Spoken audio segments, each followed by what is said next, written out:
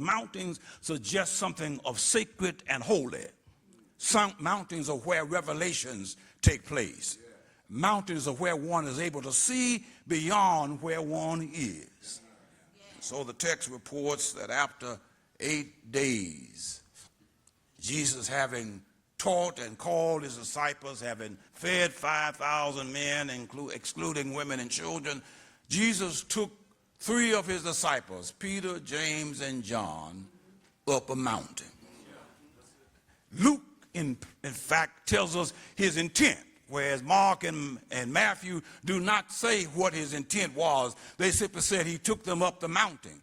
But Luke says he went up to pray. Went up to pray, went up to pray, went up to pray, went up to pray on this mountain. Jesus is on a mission towards Calvary. He's moving to another level. And if you like me, I think that Jesus was having difficulty with that mission. Difficulty moving to a stage where his life was now going to be on the line. There was some doubt, some wonders in him, and so he decides to go up on the mountain. Takes with him Peter, James, and John up the mountain. Now that leads me to my first point today. On the mountaintop, next level says you got to have communion with God. That is essential. If we're going to the next level, there has to be conversation with the one who is our God.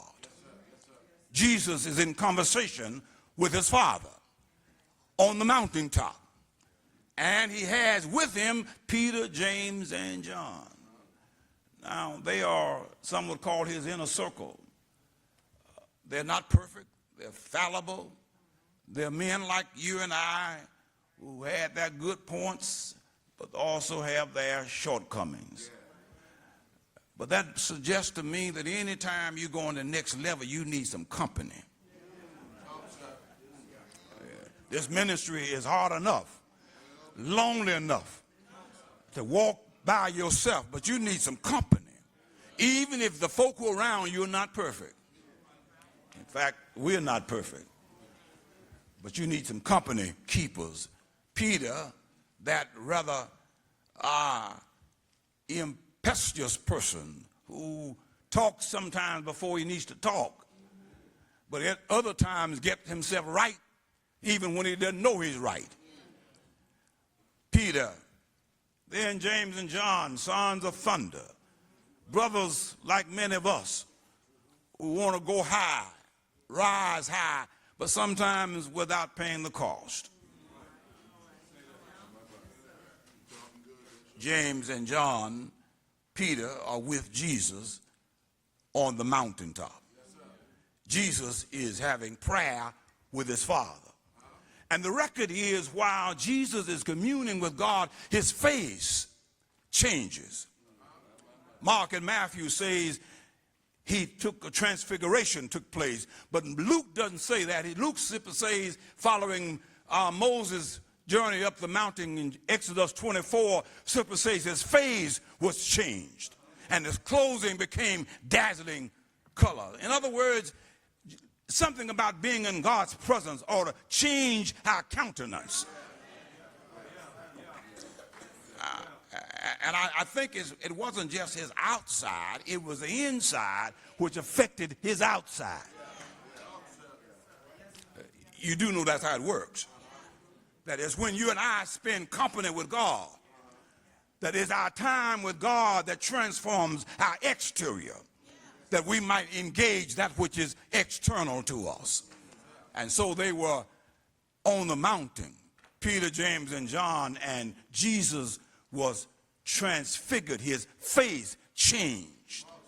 Now, I don't know about you, but I don't have mountaintop experiences every day. Most of my days are ordinary. But every now and then,